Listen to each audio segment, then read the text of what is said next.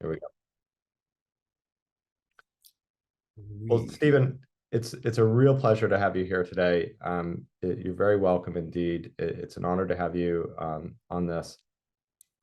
Stephen Kosslyn has been at a number of the top universities in the world. His own biography precedes him, but including at Harvard, Stanford, and extremely innovative organizations like Minerva and Foundry, as well as the founding president of Active Learning Sciences. We'll dig into each one of those, but Stephen, it's a real pleasure to have you. Thank you. It's a great pleasure to be here. Um, Maybe we can start with your time at Harvard and just walk through a couple of the biographical steps that you've had. Tell us what you were doing there and help us understand how this formed the kind of foundation for the work you did later.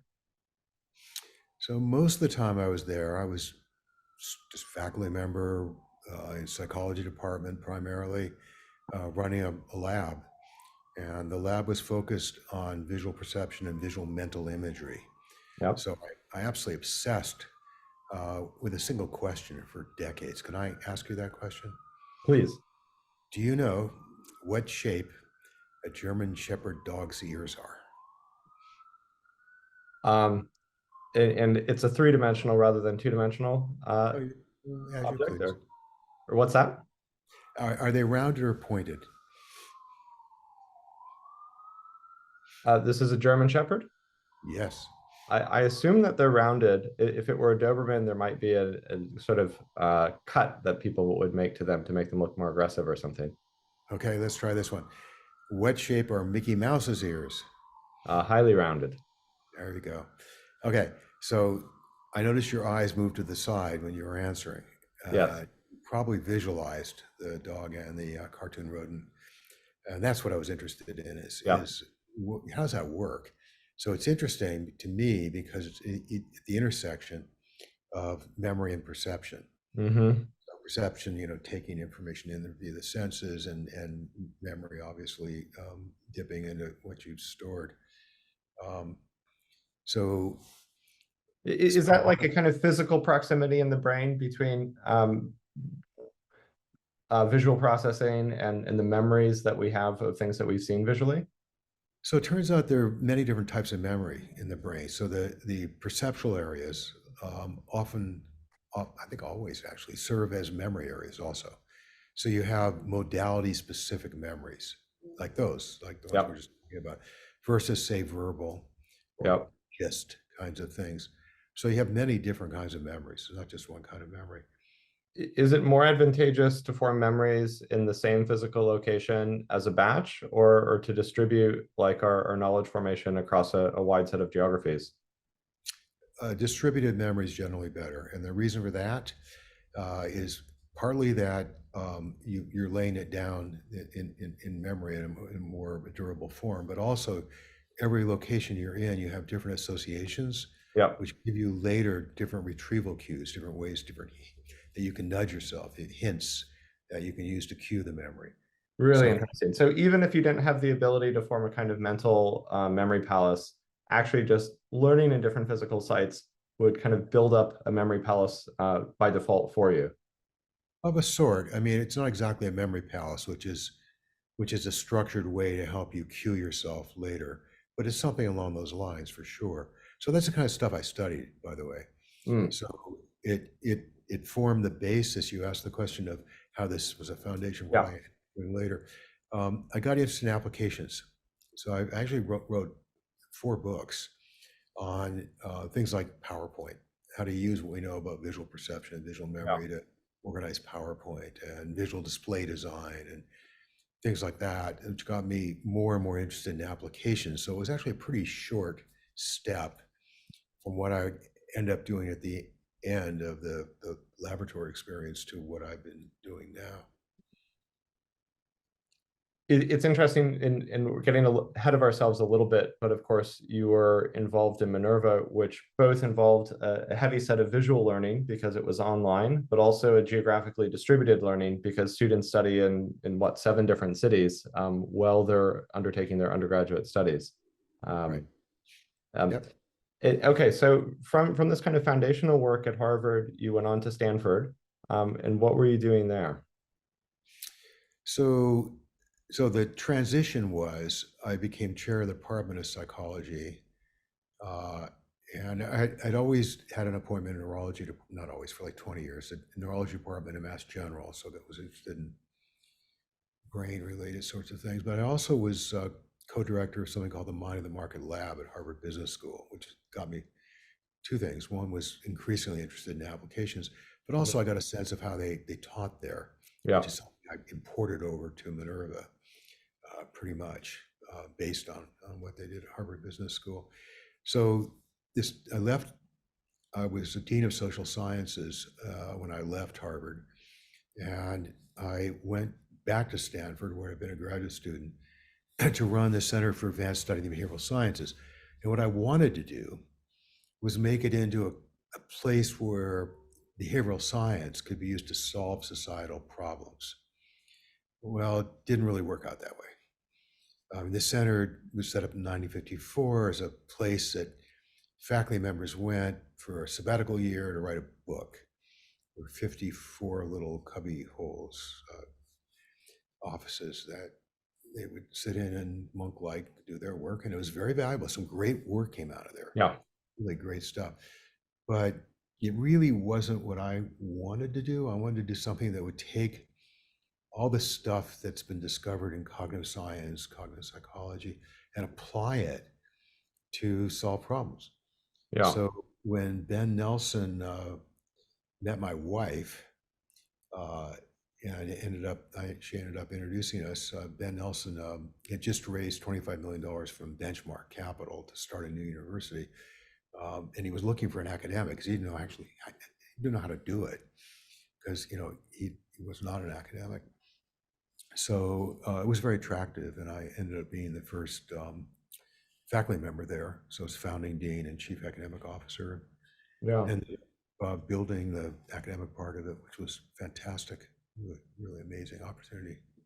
And just before digging into Minerva a little bit more, I'm curious, given your engagement with Harvard Business School, your kind of work on visual perception around even practical points like PowerPoint, um, if you were moved into a company like Amazon today, what would you do, given that Amazon is famous for restricting people from using PowerPoint, key meetings open with 20 minutes of silence potentially, in which people have to read a brief, and really people cultivate a habit of writing and absorbing written information. Would you implement an immediate change and say everyone's got to move to PowerPoint, or how would you approach that problem? Well, the first thing I'd want to do is understand what problems they're trying to solve, Yeah, because it's not that PowerPoint is necessarily appropriate for everything. It's not. And in fact, PowerPoint is often misused. It's often treated as a note-taking medium, which is really not. It's really best for presenting, but like any other medium, it can be used well or not be used well. That's why I wrote those books, talking about ways to communicate that people will be able to yep, understand. So the first thing I would want to know is, what are the objectives of those meetings? I mean, I know that they sit and write and all that sort of thing, but what are they writing about? I mean, what are the problems they're trying to grapple with? And then I'd think about which media, probably more than one, would be most appropriate for specific aspects of the problems. That's how I would approach it, which is, by the way, consistent with how everything I've done since Minerva works, which is always learning objective driven. Always yeah, try to figure out what the goal is and advance them back into it. yeah. Do you think that we're flexible enough as people, and just as humans, that we can get better or worse at any one of these different mediums, and that maybe the ancient Greeks felt a lot of remorse about writing as ruining the ability for people to process conversations or to memorize long speeches, and things like that, and people were just more excellent at oral um, comprehension than they are today, and maybe similarly we can get better or worse at PowerPoint or the written word. Yeah, I mean, I think humans are humans. We don't lose capacities. it just turns out, given the problems we're facing and the situations we're in, certain kinds of media or communications or whatever are going to be more appropriate and more useful. So if the need came up, I have no doubt that people could imitate Cicero and learn to give speeches without notes and all that. But why? I mean, given we've got these tools now and given the goals we've got, why would you want to do that? Um, That was a question to you, by the way. yeah, and so like the pushback that I imagine, picturing an ancient Greek orator would be something like, well, people's skill at delivering oral messages and their comprehension orally have been atrophied, and nobody speaks well anymore. They all speak as if they're reading off the page. And I suspect we could argue that our skills at walking long distances every day were atrophied once we started riding horses, and then cars and Yeah, trains, and then, oh, what about airplanes? Yeah, it depends on your goals. If your goal is to have, a healthy body and the primary goal is to exercise a lot, then maybe it was a problem that you're not walking yeah, 20 miles a day the way that people presumably used to back in the day. But it really depends on what your goals are. yeah. So maybe the shock of having the written word on the page um, is a kind of externalization of certain functions we have, in the same way that maybe iPhones, computers, and Google have externalized a huge amount of mental work that we used to do to try and remember things or organize things. That's right. I think it's useful to think about prostheses, prosthetic devices. So Yeah, you were missing a limb, which I don't recommend. You'd want the metal and plastic equivalent of a wooden leg, say. yeah, Okay, what the prosthetic is doing is making up for a lack that you need to achieve a certain goal, walking. We have cognitive equivalents. So if you're asked to multiply two 6-digit numbers together, you're going to want a pad of paper and a pencil, or better yet, you want a calculator. Those are cognitive prostheses. And in fact, we've gotten really good at extending ourselves, at augmenting ourselves with machines, but also in terms of how we learn to interact with other people. So we have social structures where other people can help us extend our intellectual and emotional capacities in ways that we couldn't do just by ourselves. I think is a good thing. I think that augmenting what we've got to achieve certain goals is good if the goals are worthy. yeah, So I would take it back a step. Rather than worry about the means, I would worry about the ends. yeah. One of my observations about higher education, and given I spent most of my career in the UK, which is maybe a little bit more conservative at institutions like Oxford and Edinburgh, is that resistance to change is high. And something like Minerva, which is a brand new institution that you were involved in founding, was innovative and is innovative today. It involved augmentation with a new software platform that you helped to design, and students studying in 7 countries. What was the transition like for you, leaving the cubby holes of Stanford, as you described it, with their monastic-like composition of important scholarly texts, to the much more new and innovative and risky, potentially, endeavor of Minerva University? Well, I thought it was great to be able to start from first principles. Yeah, So, we started with what we wanted the students to be able to do, be innovators and sort of global leaders, and then took a step back and said, all right, what kind of foundations are they going to need? So we developed a general education program that actually makes sense. It's not just select for 3 columns, 2 of each. It's structured and it's solid. You can build on it. It's going to last, because courses we put together. So everything was driven by thinking about ultimately the kinds of capacities that we wanted these students to have when they got out, because for the big kind of jobs we were hoping they would get, which has worked out, by the way, pretty well. Even so far, it's still early days, but yeah, we're very good. But the interesting thing was that if you start from first principles, you sometimes don't end up exactly where you were before. which means just what you said, change is going to be required. So we had to deal with two main sorts of changes. One was from the faculty end of things, and the other is from the student end of things. So Minerva is extremely active learning oriented, and as has been well documented, active learning is hard, and students often don't like it initially. It requires more work than just sitting there and writing things down. Yeah. So we had to deal with that and figure out how to do it well and also get everybody comfortable with it. We also had to think about getting the faculty to approach things in a different way, that not the way they had been taught, which is what they're most comfortable with, the way they had been teaching. Many had taught elsewhere.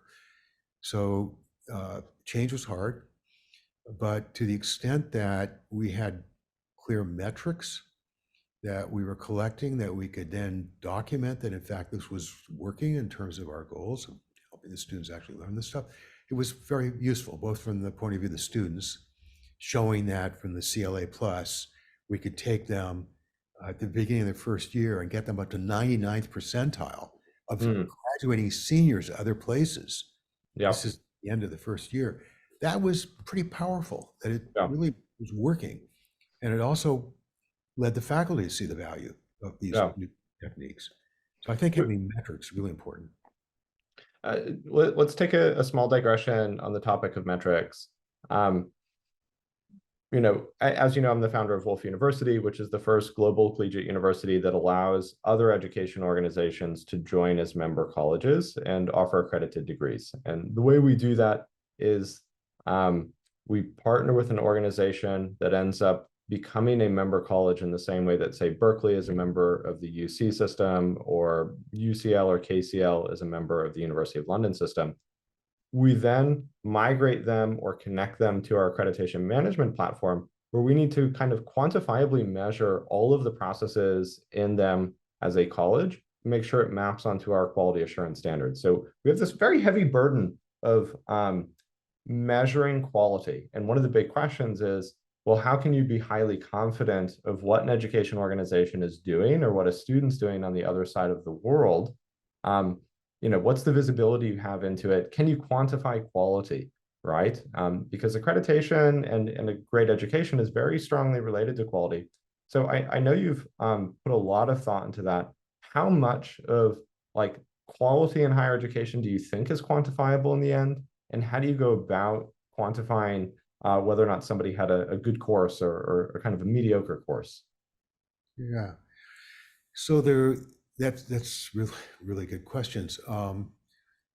It strikes me there are really two different things to think about. First are objective measures, like, you know, what kind of job do they get?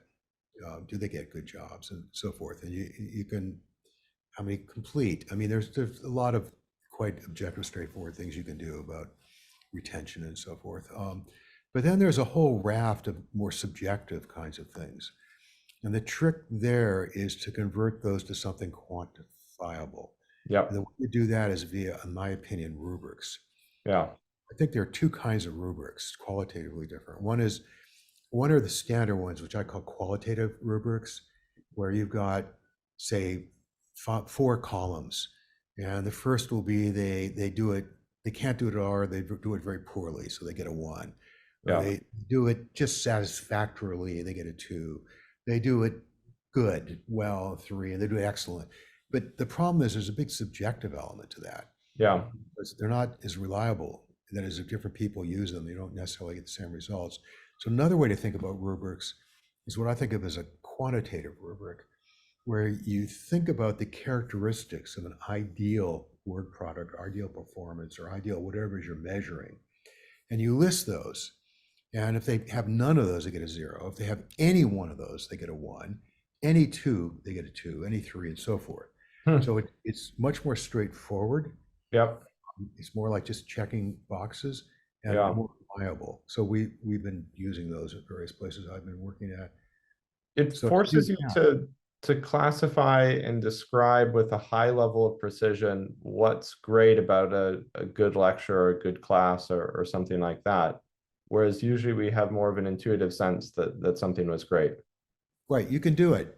Actually, I've written a little book, right, I went and looked at the literature on lectures. There's actually a literature what makes a good lecture. And you can pull out the characteristics. And I did, actually. So yeah, and it really clarifies thinking, to be thinking about where you're going. So if you set up a rubric of the ideal outcome, the ideal output, and back into it, pretty straightforward. So I think, go ahead. Which are you measuring more? The kind of ideal characteristics of the faculty or the ideal characteristics of the student? Neither, actually. It's more like the ideal characteristics of the outcomes. So I'm really interested in starting with very clear learning objectives, usually hierarchical, getting very, very granular, and then looking at learning outcomes. That is, were the objectives fulfilled? So I'm really very interested in the outcomes. What did we actually accomplish from teaching this course?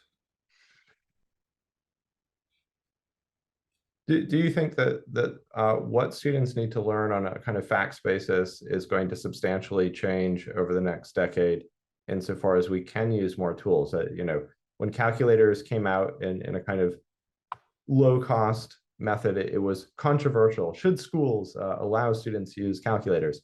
And then ultimately that was adopted. Now, like, can you Google during an exam? Probably not. You know, should we revise our opinions about how much students actually need to know versus their ability to get to outcomes using the tools we have available to us? I think we need to take a big step back and ask about what the goals are if we're talking about a liberal arts education. So in my view, there are 3 different categories of courses. The most large, think of a pyramid, and we have 3 segments which get smaller as you go up. So the big wedge at the bottom is liberal arts. Foundational knowledge. You need to know something about history, and it's good to know something about philosophy, and you certainly should know something about math and statistics and so forth. Why? Like, so in the United Kingdom, of course, you don't have to study liberal arts in order to pursue your course, your degree outcome. You just study the thing that you arrive to. Let me finish. I will tell you why I think these are necessary. Good question. So at the very top of the pyramid are job-related skills. It might be coding, it might be, I don't know, whatever jobs you want. The trouble with job-related skills is they're brittle.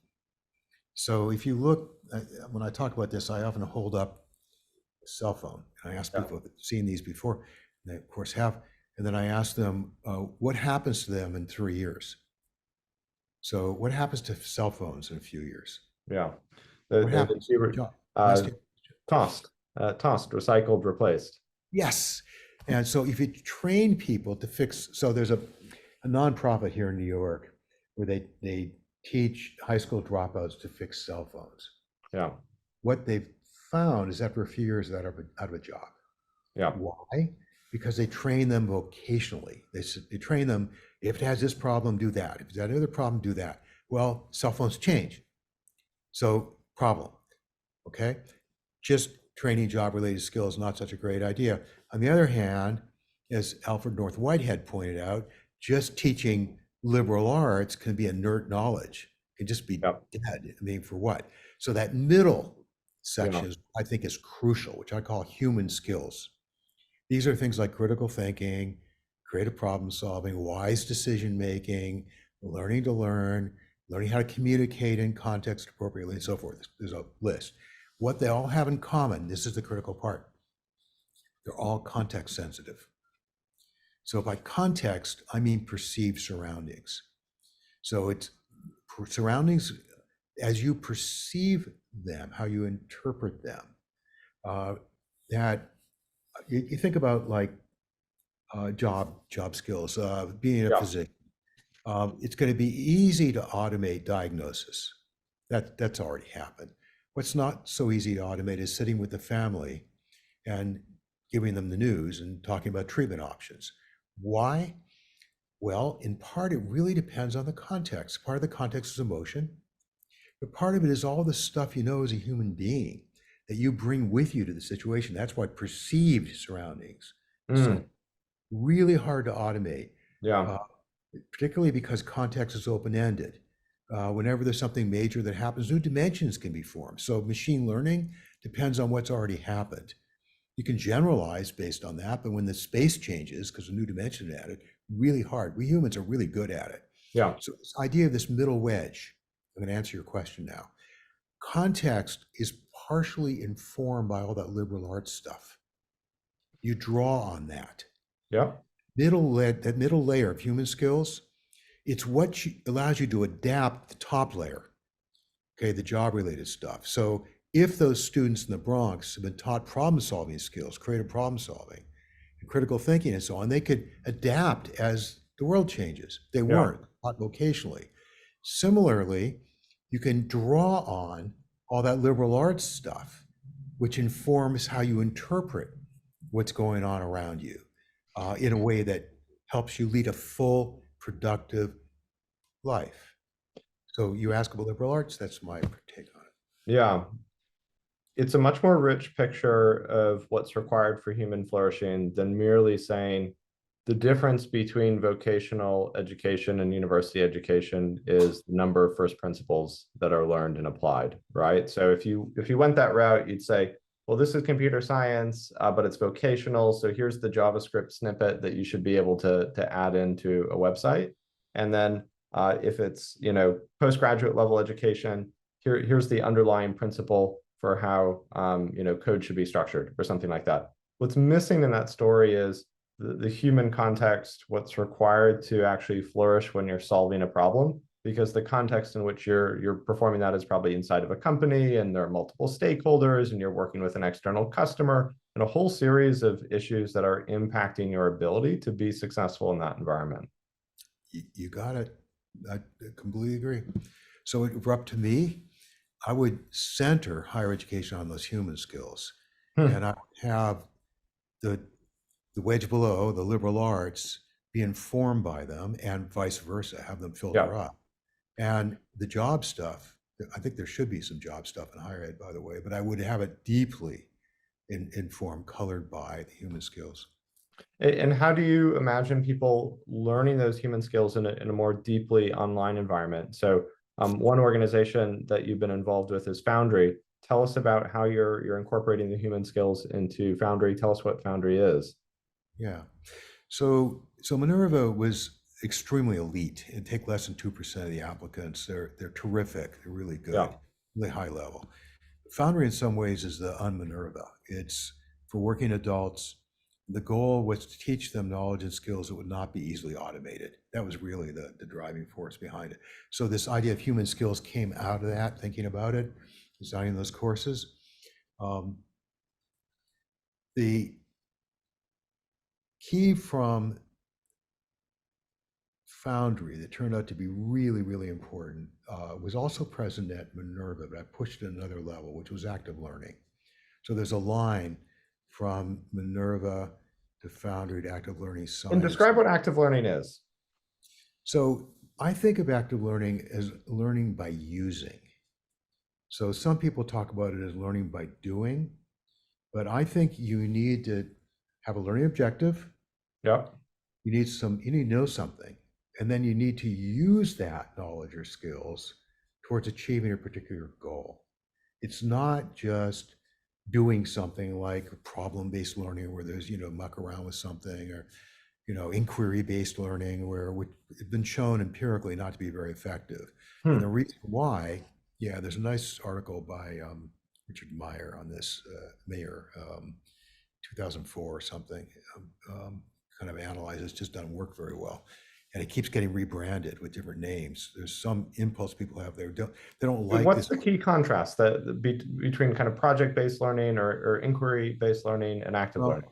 It depends. The key contrast is really between having a clear learning objective and designing an activity to help students achieve that learning objective, which entails, in my opinion, learning by using. You give them some information, they use it towards a goal, and you design the activity in a way that will generalize. You want to try to deal with the problem transfer, where it's not just something they do in class, they can actually use it elsewhere, versus just have them muck around and hope they'll discover things that are interesting and useful. So that happens a lot in unstructured discussions, for example. I prefer having clear learning objectives and designing Yeah. things accordingly. So what So, happened? So what uh, happened, to close the loop, what happened going from Minerva, which was based in active learning, it was no lectures, yeah, Foundry, which has lectures now. So it gives them the information they need to use. yeah, This is in on that. And now active learning sciences, which is designed to go from kind of retail to wholesale, to try to be able to apply these methods we developed in many different contexts for many different kinds of institutions. So we active learning sciences, by its name, obviously, is very focused on active learning and doing it at scale. I mean, so yeah. active learning sciences is about active learning at scale. Foundry is primarily aimed for working adults who Mhm. don't have time to study outside of class. When Mhm. I think of Minerva students, I imagine they have to do quite a bit of preparatory study before going into a synchronous session. That's Yep. effectively a set of lectures. If it's engaging with a book or something like that, there's a kind of knowledge acquisition part to that. Whereas all Correct. that gets packaged up into live lectures or recorded lectures for Foundry. Is that right? Yeah, that's right. And then, So so how do you develop the social skills in that environment that are so important to the middle of your pyramid? right question. So small groups. So one of the things that turned out to be advantageous about teaching online, synchronous teaching, Yeah. is it was really easy to set up breakout rooms like on, Mm. Yep. and you could set up sequences of them pretty easily. Yeah. So we could do a lot of active learning in ways that were harder to do in person, Yeah. using things like jigsaw design. So I've written a little book on this called Active Learning Online, which goes through in some detail how to do this sort of thing. Um, so it turned out that you can have your cake and eat it too, in a sense, that you can have huge numbers of students in a lecture Yep. who are being, relatively passive. You can put some polls in there and some other little active learning stuff, but then break them down, break them into small groups Yep. where they can do real active learning. And And do you know the profiles of those students so that when you're allocating them to groups, they're matched either with challenging things that they're going to discover? There's somebody who's performing better in that group than others, or they're all in a cohort. How do you think about that? so Foundry actually put in if I remember right, a patent application on that, because we use data on previous performance Yeah. to assign them to groups based on the learning objective of a particular class right now, Yeah. with kind of thing you had in mind. So you're right. Your intuition's right that the composition of groups matters, Yeah. and it matters depending on the nature of the learning objective. Is it to really just absorb or grasp something new, Yeah. or to apply it in some way? So we kind of worked that out at Foundry. This was a big part of Hmm. our. One of the contrasts that I imagine when we think about the future of education, online versus offline, is matching fidelity versus communication fidelity. And so if some of the learning outcomes are achieved by having a really good match between a particular student and a particular lecturer, or a group of students who need to learn from each other, the internet's just amazing at matching people across geographies. There's a much wider number of people among whom you can select the appropriate matches. So you can get this like very high level of matching fidelity, whereas communication fidelity seems more constrained with our modern tools. There's still these micro lags in communication. It's not as pleasant for some reason as being in person. And, I'm hopeful that communication fidelity will continue to increase on the internet. But right now, it feels like communication fidelity is better. There's a greater pleasure in having a drink with a person in person at a restaurant than doing it over Zoom. Mhm. What's the trade-off there? If I go to a university, I feel like I'm rolling the dice on matching fidelity, right? So if it's a good university, I'm more likely to match with a good professor and meet people who are going to challenge my ideas and stimulate me to be a better student. But that feels like a little bit of a gamble based on the institution I happen to join. And the gamble is probably a good one if you go to Harvard or Stanford, but might be less good at other institutions compared to online learning. But you've got really high communication fidelity. So if my perspective is worth taking seriously about the centrality of human skills, Yeah, then the interactions with other people are really important, yeah, because that's where you really start to see how what you've learned about liberal arts content or job related things and so on can be translated into useful, pleasant, profitable, constructive interactions with their people. So I think that's really at the center of things. I think the content delivery, the knowledge acquisition part is going to be a commodity.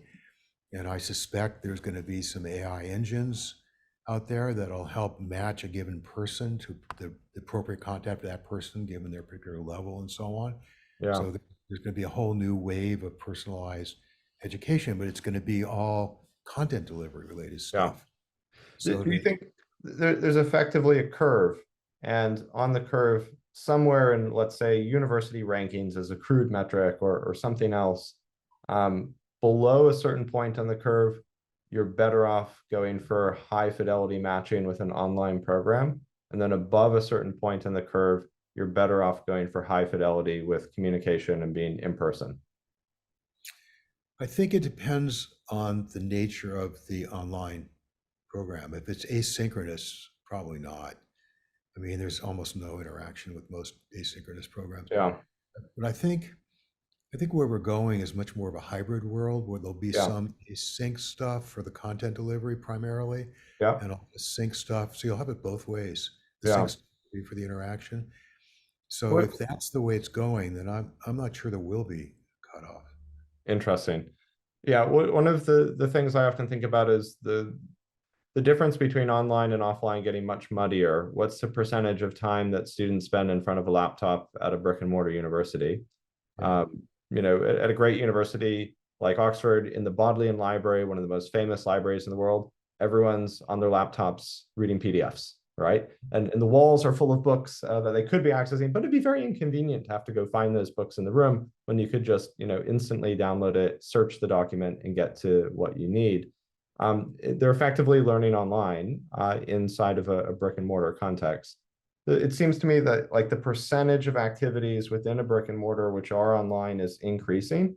We perceive them to be offline, but actually there's just a very high amount of online learning that's already taking place within a physical campus. Yeah. So I think about this sort of thing in terms of a 2x2 table where we've got two modes, say that the columns are two modes, which are synchronous and asynchronous. And then the rows are settings, which are in person or online. So it gives you four teaching modalities, and they turn out to have different virtues. Hmm. Um, so it's really a matching problem in terms of which of those modalities is most appropriate for a given learning objective and set of resources and constraints that you have to work within. So I'm actually co-editing a book on this right now, on a hybrid education, where I wrote a chapter on exactly this, the 2x2 table. Hmm. Uh, Kim Merritt and Beth Callahan are the other editors. So yeah. And just to come to the end of your biography, one of the things you're doing now is active learning sciences. So tell us what active learning sciences is. What are some of the exciting projects that you've recently engaged in through ALS? Yeah. So we do two kinds of things. Most of what we do is build educational programs. So we worked with the Keck Graduate Institute on a new master's program in community medicine, which is really fun and exciting. Various institutions, various kinds of things, and some companies also. We also do workshops. So we've done things for the IMF, the World Bank, there are medical schools, various things like that. Workshops are on active learning and hybrid, actually, the 2x2 thing I was just talking about, kind of Mm-hmm. in detail. So active learning science is probably the most exciting thing we're doing right now, is working with Daeje University in Seoul, South Korea. Okay. is dedicated towards trying to figure out how to bring harmony between East and West. It's a really, really interesting, extremely exciting project. And what are the kind of outcomes that you're hoping to achieve in a project like that? Well, it depends on the mission and vision of the institution. So we don't set the goals. Yep. So we will work with our partners to try to help them achieve their goals as best we possibly can. Yep. So we do a lot of work on pedagogy and helping them structure courses in a way that will be effective given what their goals are. And we, of course, do talk to them about their goals, hoping to help sharpen them a bit. But Yeah. really, it's really based on what they want. I have a curiosity question for you, which is more about your kind of conviction and opinion around the transferability of these underlying pedagogical principles. That you've formed a career around understanding how humans learn, how they best retain things and become successful in terms of the outcomes of their learning. We talked a little bit about maybe the differences between the ancient Greeks without writing and the Greeks with writing, modern people without the internet, and now how people think that they have the internet available to them as a tool and don't need to memorize as many pieces of information. Nobody knows how to use a map. They just use Google Maps or Apple Maps or something like this. To what extent are there similar gaps in or kind of contrasts in how people learn between cultures, and how much of like active learning science and these other pieces are easily moved between cultural environments versus maybe there are just deeply set ways that people learn differently in different environments. Maybe they're more collaborative in one environment and more individualistic and competitive in another environment, say France, which is very competitive in terms of exam taking, versus another country that might be much more collaborative in how students move through a course. Or are they just wrong? And there's some kind of fundamental psychological principles that have to be, taken into consideration when forming a pedagogical method? So I think it's sort of both. Look, the human brain is the human brain. I mean, culture probably does modify some things because learning modifies things, but I don't think in fundamental ways. It's not, Wittgenstein once said, if a lion could speak, we couldn't understand it. And what he was talking about there was what he called form of life. The lion runs around on four legs, tall grasses, brings down antelopes, just different form of life. Its concepts are going to be structured differently than ours, so they won't correspond. The language we have wouldn't match ours. That's not true between different human cultures. Mm. I mean, we humans have way more in common than we have differences across different contexts. So I think the principles of active learning, like deep processing and deliberate practice and dual coding, all that stuff, it's universal. It's by being a human being, they're going to be effective. But on the other hand, culture is important. So I just recently saw somebody was summarizing statistics of how many words an instructor says compared to students say in classes in different countries. And it's hugely different.